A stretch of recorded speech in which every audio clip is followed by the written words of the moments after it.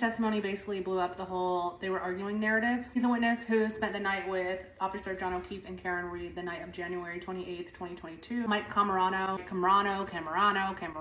whatever. He lives in Canton, friends with John since 2013. Their kids were friends, they hung out socially, they got together on Fridays. Mike went up with John, they went to CF McCarthy's, said that John moved his vehicle so that Karen could park in the garage instead of John because it was going to be snowing. Between 5 and 6, he woke up to a phone call that John never came home and to go pick up Kaylee, John's niece. Said that Kaylee looked distraught. He took her home to his house, and then later on in the day, he brought Kaylee back to John's house when John's brother called and said to bring her back. On cross, Yannetti asked about Karen and John's relationship. Mike said he trusted Karen with his kids. Karen even watched his daughter without John before at her house. They never fought in front of him. He was aware that they would bicker and argue about Karen spoiling the kids. He said that night there was no bickering, no arguing, no tension. He did add that Karen did not like when John hung out with other women. I mean, who's not a little bit jealous? Brennan gets up for recross and basically says, well, you don't know what happens behind closed doors. You don't know if they were texting each other rude things, whatever. What's your point, Brennan? Can we just get to a point?